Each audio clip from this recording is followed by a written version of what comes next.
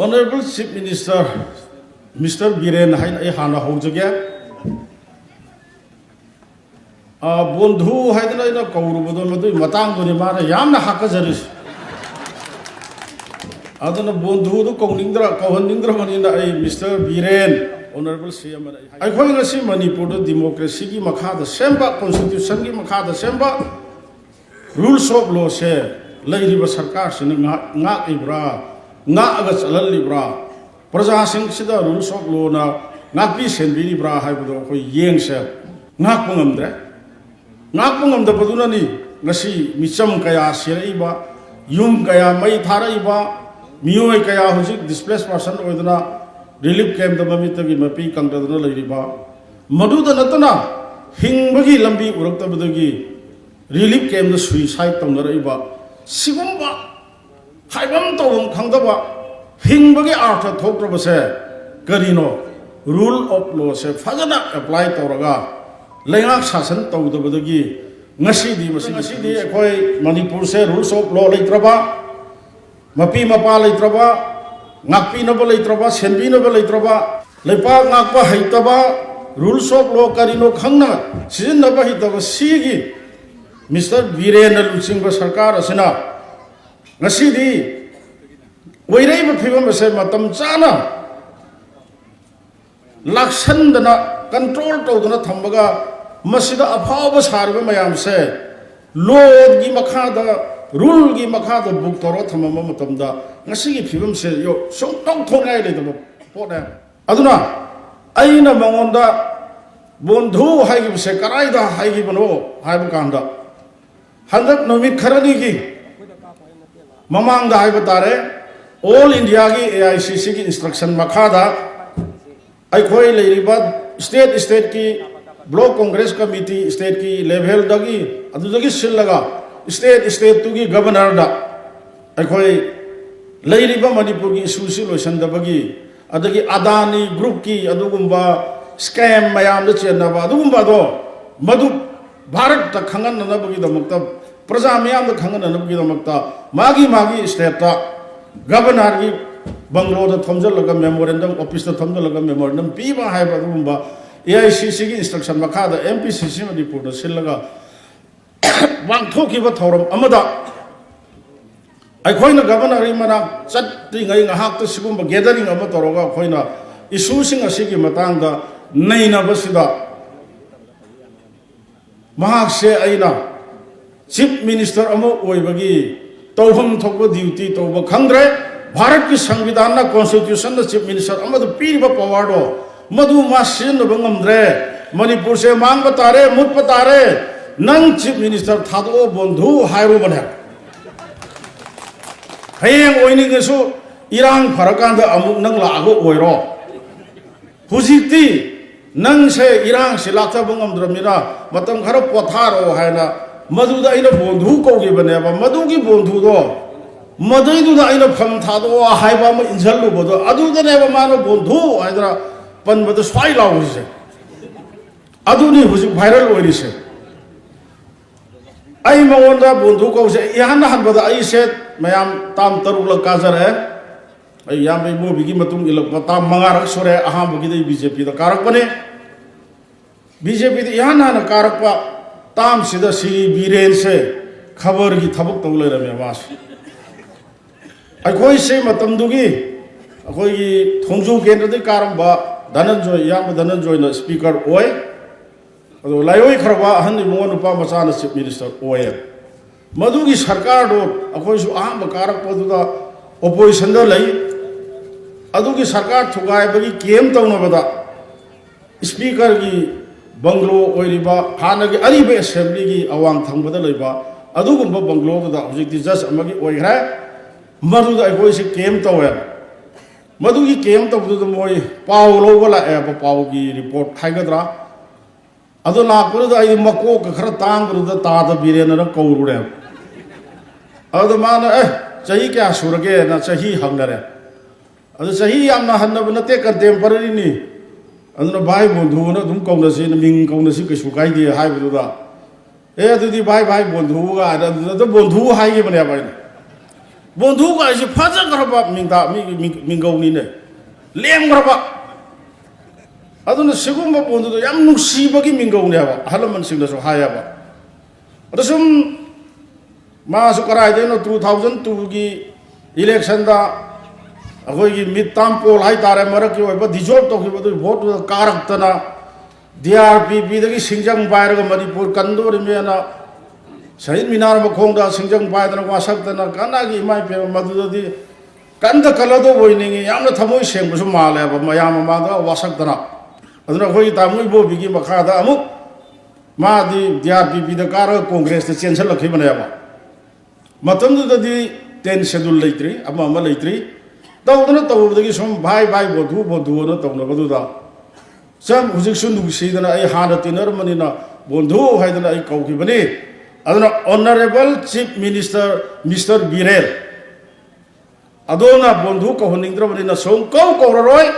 Mr. Biren ana ai kau jarage ngai wangang busu sida ai mention to jarage sugunu kendra gi matang da kam haina hai mana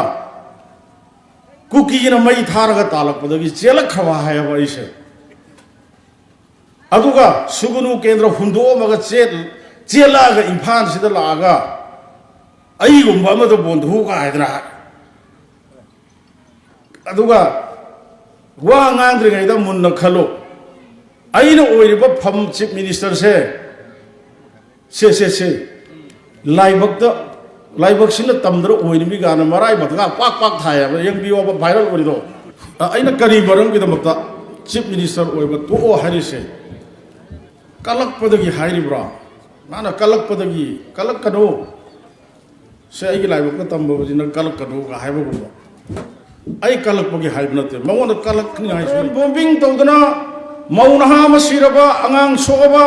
misail ka paktana ahal or chahi marang bom phamba masiraba misail na pamna matam duda bharat ki adum home minister da prime minister da chalaga khong thendra masi CEO baba da to bidisi kari no haidna takna ru gadra hairaga governor da chale raga unify command ki chairman hajalan biu na trag di resign tawrani haidra drama tawkeba somna no gi mi si bagi mi kap mirau khon aduga muktumin na lai hai handak ikoi dana chahi loiramdai November ki tang 13 da jiri da angang awum tha nipan suba angang basa ma yauna nupi ima ibel sei chalmoi ahum punna mi taruk adugum basuda leba underground military sig aduna lanphawe na pharaga amna minung si leitana hatpa chahi nipan da ngai ni nupi masa ma yawdo maduda geng rep toroga hat khibagi maduda ngangna gibo wathok mayam adugi matung ikoi dana December tha changak pada Kamal Babu na 57 Mountain Division laima khongda laiba adu ba army camp dagi thabak suba pana ba changi bada nungthin pobokta hujik phawa phangdana lairiba sigumba wathok mayam sigi manungda chief minister moina thauna phana masi thengna pirakadra haidna ngai re haraga kari hai intelligence na thatra ma sore pau pirak taba cyber crime fail oire somda amutang di tawrakhini ko soidana Manipur gi damta ma tawrakhini ko chief minister ni ko haidana ngangnaro basu lawnaro basu ngai dana leibado cyber crime fail oire intelligence department na pau pirak taba thatra manga phare haidana Manipur gi praja da complaint taroga khang manga chief minister sibu to haidadi nang oyo haigadro praja sai adudane aina chief minister to o bondhu lepak boy batare hayeng pisla ka dam oyona haibaduna ba munna khallaga hairi bani Mr. Biren munna taw samjan sajalaga hai ki bunate kari gi kaloni mara de aibu kalak kanu kalak tana hair mili ga Biren bu kari de yanga kalak kaduri bro praja singh mioi mapok ta pok pai koi se mathang gi mapok hai nei ba kari guma mathang gi mapok tu na leiram dara ai se amu khana nang se mathang gi mapok ta mioi na pon gani तौबदबो बिरेन ओइर पोंगने हारबा आई ईश्वर बुंगो मपो खुदुमक्ता मी ओइर पोकिरनु सीने बाइना हाइगी से सी कलकपगी हाइगी ब्रायबसी ज्ञान ताओबा लोइरे कैनो मणिपुर की करम इतिहास न माबु ngakpi गदोरिबनोबा इतिहास न ngakpi लरोइदबा अदुगुम मीबो अइना कलकदरो आइबो अपंब्रो हुजिक मणिपुर की लेकाई लेकाई द येंबियो मा मसानदि मसासे अचौबनी अदुनी गायना पंगम द ngangiaba मणिपुर की लेकाई लेकाई खुंगम दा बिरेन कौबसे मिंग ओंथोक पे यावरे ने पाइ पलिमाइ बेनसिंग बिरेन कौजररो यात्रा जुम नखकी इतिहास में ngak pangak ta berdana hingi ngai sida handaki hogri manipur ki lan sigi sina khudam moiraga lekai lekai to biren na ko bose biren kauning dre si gyan ta bi wa adom boi kalak ki assembly ki इतिहास ta chief minister amane assembly da ngang gi bowa ai withdraw to ra bose khusuk pali biren si khatane bose manipur ba khangbiyo kanam yaw gidri कई कारण सिंगांग न तो तौर कनो लोइना खंगे बा खोय अवांग बु चिंथक की कारग सिंग चलग सिंग योलग चेंग वान न बिद मुक्ता अदुगुम इरांग मरतु द कुकीना ओको माइ तौरग लेबि बदुगुम हाउतक चिंथक का ब मतमदा सुद लेबि कुकी अंदर बा मिलिते मबुक फतब सिंग अदुना याम न मिनुंग सिरे तन मियोय मरी हाचे बद प्रजा सिंग खंबि होबु नत्रो मदुगी मतमदु द चीफ मिनिस्टर बिरेन आसी हंग चटपद करी हाइगी आईगी प्रजा सोमाइना मथंग मथंग हालक पतारबदी लान काप यावरी बसिगी मनुंग दा इशू अमु ओरक पयाय आई लान कापकनी हाइबो मयाम ताबी होद्रो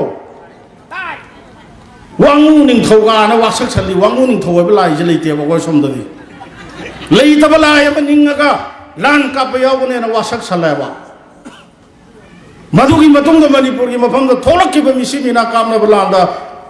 ममई रोलगा ले चपंगम जिदे लेरिबे सुसेंगांग सेनगेदि हाइबदना राहुल गांधी ने टी सा सेली जिन सेली संदन सेले खरा हाइजन अदगी आपी चिदंबरम अदु हारे न खरा हाइजन इबो भी सरकार ने सु तौर में न खरा हाइजन थोई बई सुसिगी मतंग दि करी तौसिगी दि हाइद्रगा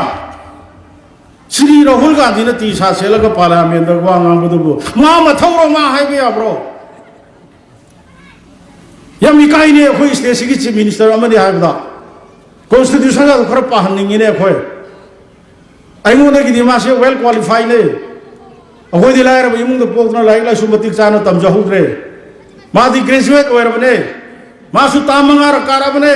चीफ मिनिस्टर ताम सही मंगा की मतम दो जिक सही निपान जंगजलाबने कॉन्स्टिट्यूशन खर पाबियो कॉन्स्टिट्यूशन की आर्टिकल 122 दो करी इगे यंबियो श्री राहुल गांधी द पार्लियामेंट द टी शर्ट सेले सेंदन तोंगे हारिदो नन हाइबे आते भारत की ख्वाइदगी अवांग बदल सुप्रीम कोर्ट ने हारिबा कोर्ट न बाबा एग्जामिन तो बया दे दिसक तो बया दे सी नंग खंगोबा नंग राहुल गांधी चाहिए बया दे नंग चाहिए जुदी speaker parliamentary system of democracy चपद लेरिसि करिनो कॉन्स्टिट्यूशन की मखाद पीरिबा अदुगुंबा रूल दुगी मखादा पार्लियामेंट की स्पीकर पार्लियामेंट दा स्टेट की स्पीकर ने स्टेट ता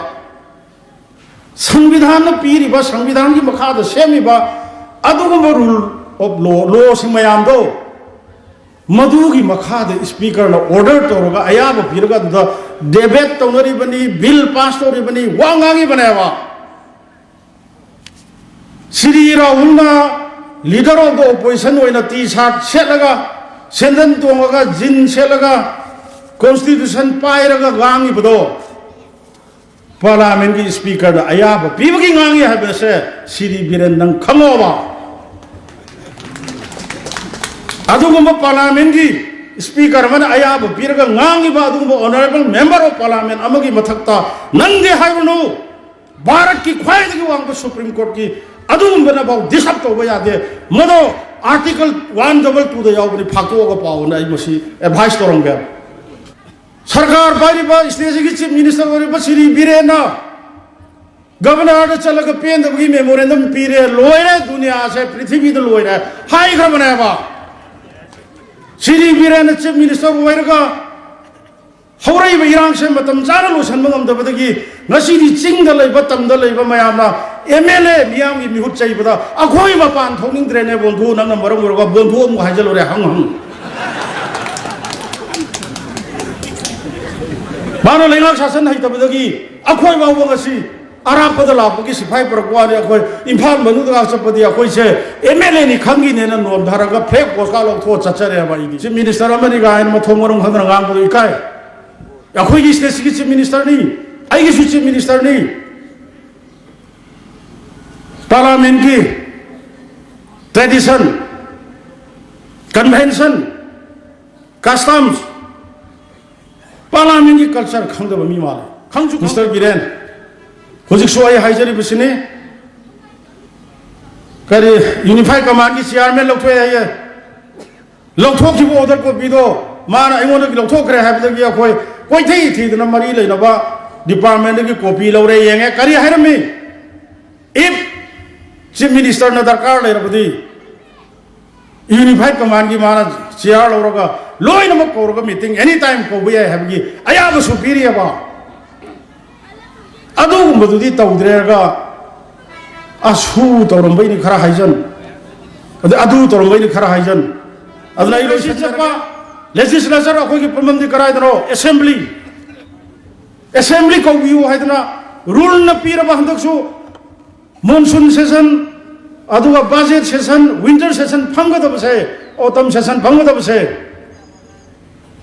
नंबोले कारक पर लोगी वजामना लोगी मिनिस्टर बमना